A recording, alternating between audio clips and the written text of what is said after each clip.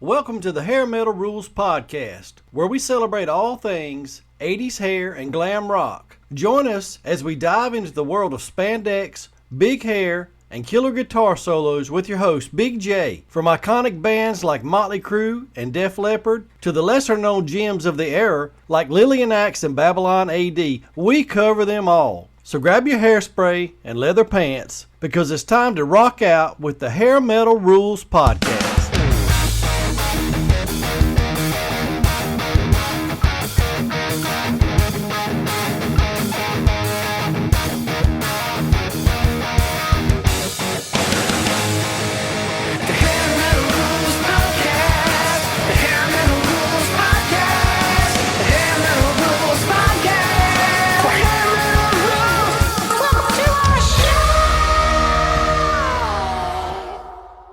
Man, back in the 80s, I loved the band LEATHERWOLF. Do you remember the Triple Axe Attack? Hideaway and The Calling were two of the band's videos playing on the Headbangers Ball, and just about every week when you turned it on, you would see one of the two. It was the song Share a Dream that introduced me to the band. I heard it from a Memorex cassette tape a friend of mine had recorded. As soon as I heard it, I was hooked. Today, I'm excited to welcome the original lead singer of the band, Mr. Michael Olivieri, who gave us albums such as LEATHERWOLF and Street Ready and others. To be honest with you, I am pretty stoked right now. How are you? All right, Jeremy. How are you, sir? Good, thank you. How are you? I am good. Welcome to the Hair Metal Rules Podcast, and I truly appreciate you doing it. Thank you. My pleasure. I've been a big fan of yours for a long time. Oh, thank you. I much appreciated. Where you located? I live in North Carolina. Oh, I love North Carolina. I live right smack dab in the middle of North Carolina, about 3 hours from the beach and about 3 hours from the mountains. So okay, nice. So are you closest to Raleigh or Asheville? I live probably 40 minutes or 45 minutes from Raleigh. Okay. Yeah. We had a great show back in the day. I think it might have been late 80s, early 90s. We played at Raleigh. The club might have been called the Switch. It was the Switch. Yes. Switch. And it was a packed, sold out night. It was pretty cool because we went on on a radio station, a local radio station, and promoted the gig. And we were talking about, we had these new T-shirts that we had, and it was the big bad wolf standing in a bed with the Little Red Riding Hood. It had red lingerie in the picture on the shirt.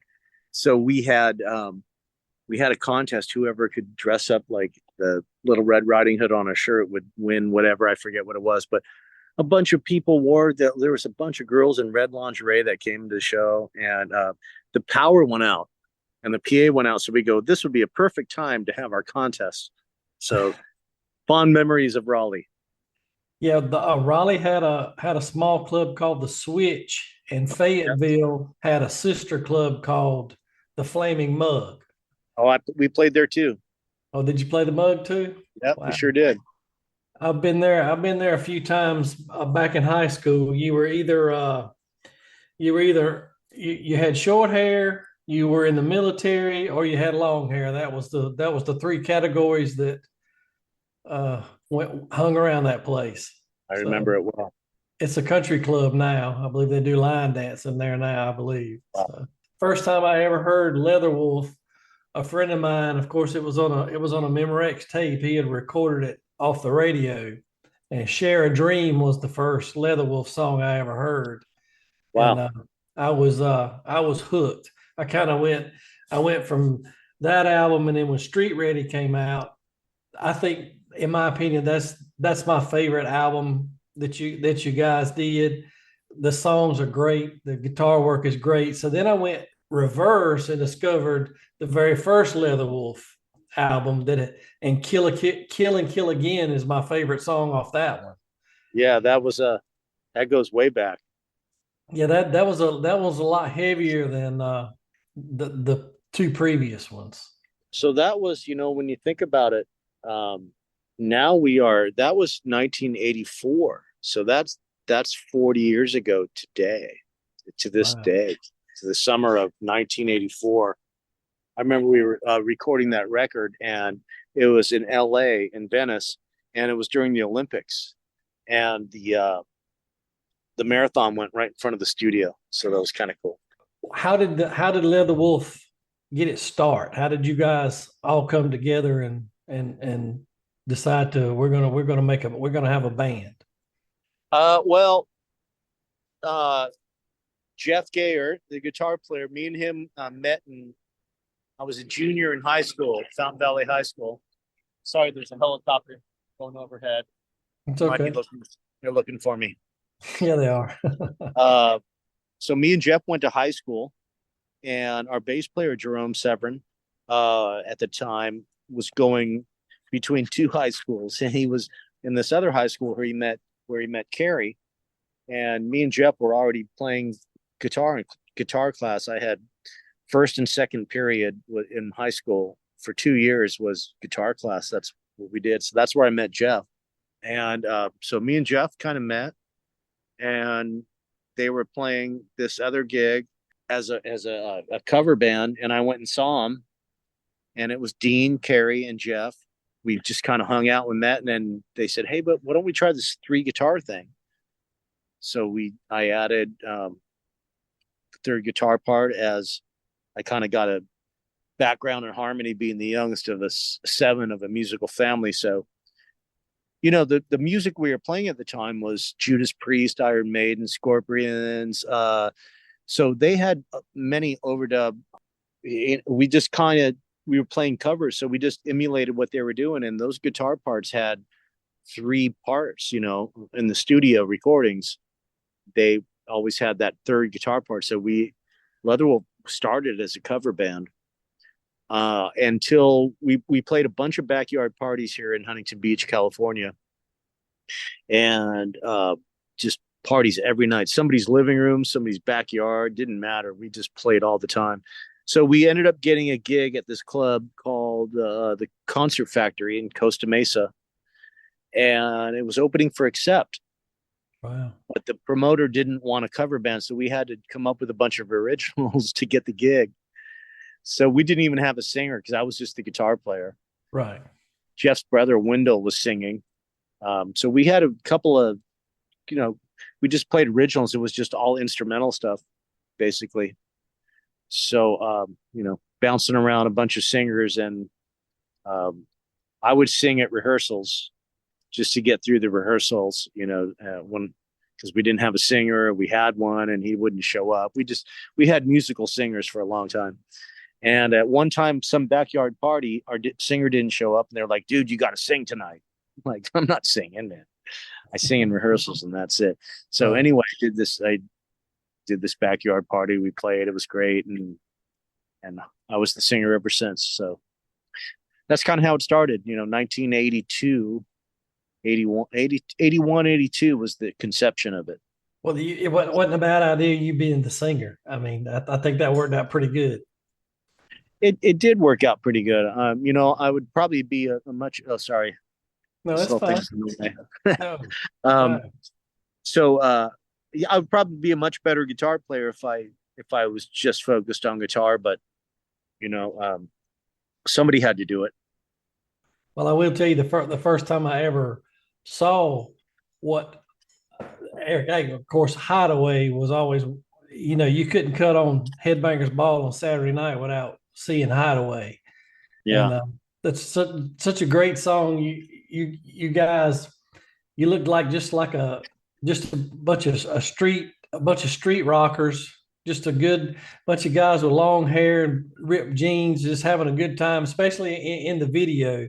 I've always gravitated towards, and I'm not saying Leatherwolf was a lesser known band. I'm not saying that by any means, but I always we were, though. That's true to say, because we were. You're the kind of band I always gravitated to. I was into the Leatherwolves. I was into Hurricane Alice, Heaven's Edge, Icon. I was in the ones you didn't. You guys were in Rip magazine. You guys were in Metal Edge magazine, but a lot of the bands that I liked you might read a little blip about them and something, or you see an ad that they were coming out with a album, and those are the tapes I would always go buy, because back then it was a cassette tape for seven Yeah, dollars and for ninety sure. nine cent. You Yeah. know, but Our the record company, Island Records, put out a cassette. It was a cassette. I think it was like a 3-song demo cassette, and I think they made like 10,000 of them, and they passed them all out, and ended up being kind of quite the collector's item on eBay and stuff. I think those things are going for like $200 or something. It's crazy, but I think that's how a lot of people discovered the band. And Island Records never really promoted us. They didn't really know what to do with us at the time, no, really. We were kind of looking back on it, it kind of seemed like a write-off kind of a thing. There was all focused on U2 and Melissa Etheridge and Robert Palmer, and the list goes on of the roster they had at the time. And they had Anthrax, but they really didn't know what to do with us. They didn't know how to market us because they're a little bit confused, because we weren't Metallica and we weren't Poison, right, and exactly. we had a different thing, but it's we weren't quite Queensryche, but getting a little closer to what you want to put us in. Everybody needs to put the band in a little slot. Like, what are Right. they? Who are they? Who do they sound like? And that was our best asset, and it also was our maybe our downfall, that we didn't have that direction. But as you said, first thing you heard is Share a Dream. I mean, that's super far away from Rise or Fall, or it's super Exactly. far away from I Am the Thunder. So we had that kind of all over the place, which I loved about the band, and I thought that was really cool. As it progressed, we decided maybe we do need a little more of a direction. And what are we going to do? Are we going to be metal? Are we going to be REO Speedwagon? Are we going to be Def Leppard? Are we going we just wanted to be Leatherwolf. And I think that's kind of what broke up the band, because everybody kind of had different ideas of what that was. Well, I'm glad you decided on what you decided on, because I'm telling you, you guys, not I got you on here, and I'm going to toot your horn because I'm a big fan. I have never heard anything, even getting into Hail Mary now. Hail Mary is, in my opinion, a lot heavier Yeah. than Leatherwolf, but I still hear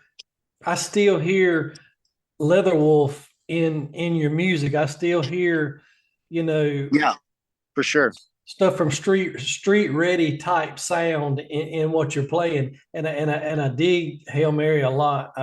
You guys actually sent me when you guys played at um I can't read it here because it's dark. You played at a observatory, Yeah, yeah. and you sent me a autographed flyer of the band, and Oh, sent me a nice. CD in the mail. And I was like, wow, this is great. I've never seen. I wish I could have saw the original lineup of Leatherwolf. The only Leatherwolf I've actually saw is the Leatherwolf that's touring now. We saw him at M3 a few years ago, and I think just Carrie, the drummer, isn't he one of Dean. Dean? I mean, yeah, Dean. He's like the only original one that's still there. Yeah. And but I mean, they got a good bunch of different guys in there, and I got to Well, hear. it's not because we didn't want to do it. Sure. It's just certain circumstances happened, and Oh yeah. chips fell the way they fell. Oh yeah. Um, you know, it's one of those things. I mean, everybody knows, Leatherwolf is me, Jeff, and Carrie. We wrote all the songs. We spent hours and hours on Jeff's couch in his living room, perfecting the triple axe attack and just writing all that stuff. So, if he wants to carry on and call it Leatherwolf, whatever. All the guys in the band are my friends of mine, Rob and Luke. Right. Um, everybody's, Keith, and they're all cool. I mean, I don't blame them from carrying on, but Dean could have called it something else. I You agree. got a new band, just come on, dude. You're not passing it. No one's buying it, but whatever. keep it going on, keep the legacy happening. We as Hail Mary, when we go out and we play a complete Leatherwolf set. So we play all the classics. We went to Germany and played the Keep It True festival and played, I think we played like one or two Hail Mary songs, but it was pretty much mostly classic Leatherwolf stuff with me, Jeff, and Carrie. So we still bring it. Those guys still rip it up. I They bet so. haven't lost anything. Haven't lost a step. Hopefully one day you'll get on the East Coast somewhere, and I can. I know y'all don't tour a whole lot across the United States. I know, and I see a lot of your when you go on a tour, it'll be mainly on the West Coast type thing, which I Yeah, understand well, completely. yeah, well, it's tough. Everybody's got their thing. Carrie lives he's in Costa Rica. Oh yeah. Marco's in Whitefish, Montana. Um, Mm. Pat's pretty successful artist, and he's got his thing going on, and so we all got lives, but it's still a brotherhood, and it never goes away. When uh when someone calls and said, "Hey, we got a gig," we're always right about it. But to try to like continue on and make it like the thing and a career, we're not fooling ourselves. We're not Sure. trying to be rock stars or anything. But once in a while, it sure is great to go and play those classic songs again. Oh yeah, I mean those are the songs that people want to hear and made you, the artist you are and the recognizable person that you are today. You know, uh, Hideaway. I mean, people love that video. Um, People love the three albums. You guys had albums after that too. One of my favorite ones of yours is the live album you guys put out. That was pretty cool. We did a great, well, I don't know, great, but one of my favorite tracks was the cover that we did of "Break On Through." Yes. I thought that had a really cool triple axe solo we wrote and did. So that was kind of badass. I posted a Instagram video of you guys playing Kill Again live. It was probably a few years ago, and somebody had to correct me, which I already knew who sang the song, but I was corrected, and I'm like, I know who sang the song. I'm not new to this game, but thank you for correcting me, and thank you for letting everybody know that I put a typo in my post. But thanks for calling me out. But I post you guys quite a few times on my Instagram page because my Instagram page is all about I want to keep this music going. I want younger generations to know what this music is because in my opinion there was no better decade to have grown up in than the 80s. No, there really wasn't. It was really great, and I still get to experience that as um, I I sub for Tony in Jack Russell's Great White. So Mhm. I've done many shows with him, and just to see we're all getting older in the crowd. They're like 60s, sometimes 70. It's an older crowd, but they bring their kids, Oh and you yeah. see this trans generational thing happening where it's passed down, and because the music isn't the same anymore, and that vibe never goes away. It doesn't die. So you know it's real music played by real musicians Yes. on tape before auto tune, Hmm. before uh, you know before perfect drummer guy with quantization and fix everything. It's just organic, and that's what makes it magic. Uh, Uncharted territory, man. That was a good time for sure. Well, I'm fascinated with the whole Sunset Strip. The I would like to go back in time and live it one time just to be on the That was Sunset insane. Strip one night and just see all the bands, go to all the clubs. So yeah, it was pretty insane because you had the Rainbow, which was the hangout. They didn't have bands, but it was like it was the place to go and have, it was the bar and pizza and the restaurant. And then you had the Roxy, which is right next door. And then just a block down was the Whiskey. and Gazzari's was right there too. So you had these three clubs, and then one street down on Santa Monica Boulevard, you had the Troubadour. Right. So on any Friday or Saturday night in the 80s, I mean, you would have, it was just insane. You would have like 100 bands, everybody's passing out flyers. Come check out our band, come check out our band. There was just, it was insane. Such a scene. Such a scene. Oh, Very and the only thing I have to, just what videos I've seen, on YouTube, and not many people walked around with a Sony Handycam back in the '80s, videotaping everything. But of course, the decline of Western civilization. You got a little taste of it. right. The bands vying for, everybody wanting to be popular, everybody wanting to get signed. You had this band look like this band climbing on top of this band. But I envy you guys. You had to work hard. We did. You guys worked very hard because Yeah, if you look at the there's a video, there's the calling video. Mhm. In that video, that kind of told the story of what it was really like.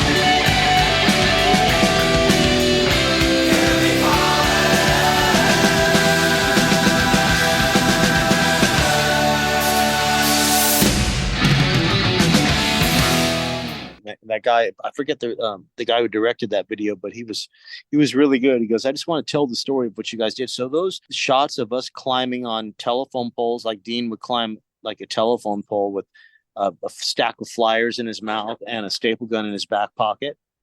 And he would climb telephone poles and nail these big neon green or orange posters on a telephone pole. Well, our biggest competition was Poison, because on Friday night, well, we would actually go on a Thursday night and staple all these posters up or glue them on light boxes. Every street corner has these little light boxes that control the.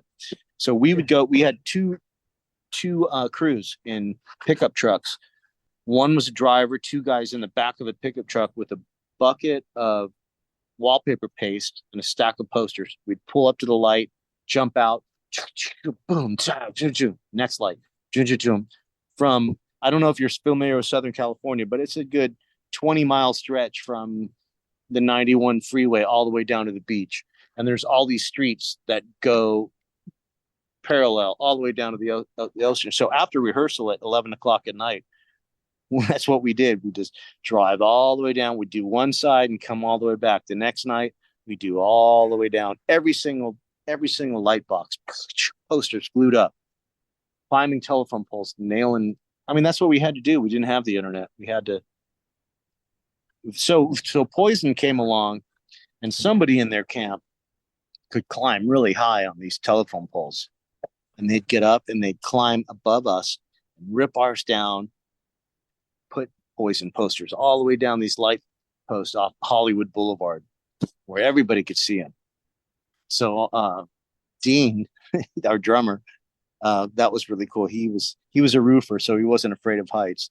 So we'd go back on the Friday night, and he would just climb back up, just rip them all down, and even go even higher. So we had these wars of who could go higher on the telephone poles. It got pretty crazy. Well, see, that stuff like that is just, it was hard work for you to do it, but you knew what you had to do.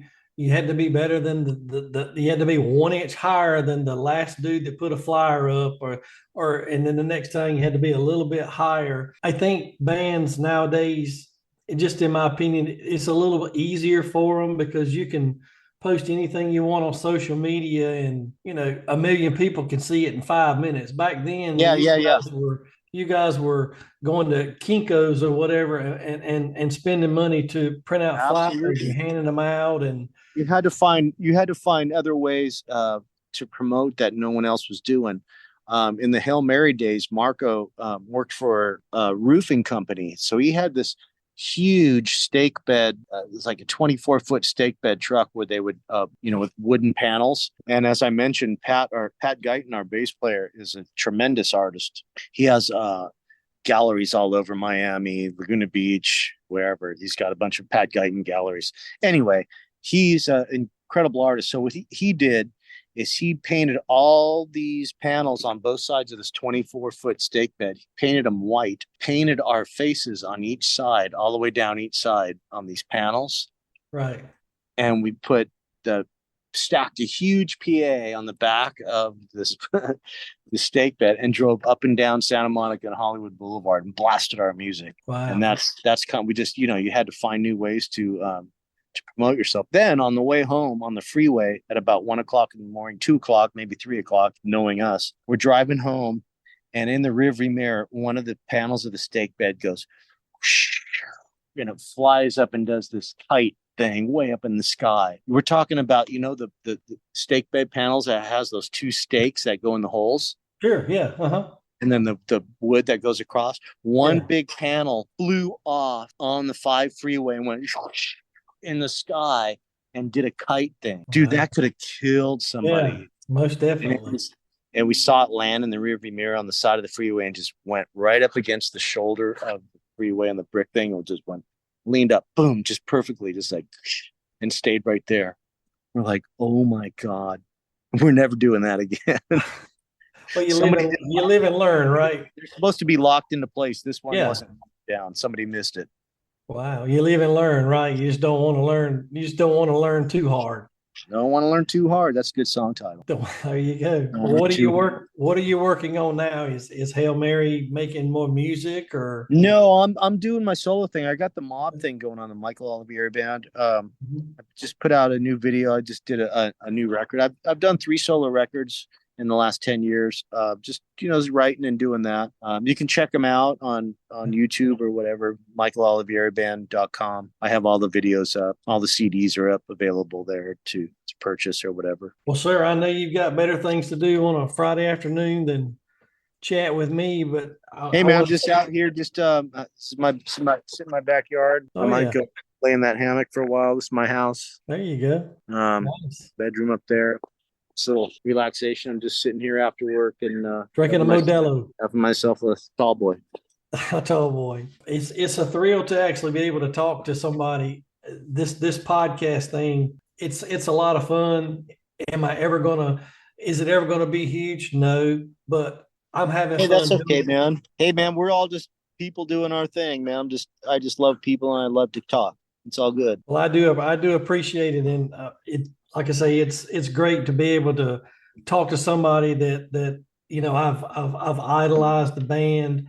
I love the music, and I've been listening to it. Like I say, since I heard "Share a Dream" on a Memorex cassette tape that a friend of mine had recorded off the radio, and I've been a fan ever since. I got all your albums. Thank you. We just moved here from an apartment, and I did have all my albums pinned to the wall, but the room I'm in now is a little bit smaller. But I I do get it. I have know how that goes, man. I have all your albums, and I was actually listening to Street Radio earlier today, and I'm in a house now. I can crank it up as loud as I want to. I don't have to worry about neighbors. Hey, one of my favorite tracks on that album, because I don't listen to that very often. Every once in a while, maybe every few years, I'll throw it on because it was just to remember, oh wow, was that me? That seemed because it seems like a lifetime ago, right? Right. So just to throw that on and it just throws you back to wow, what we were doing, going back to because we recorded our albums at the Bahamas at Compass Point Studios.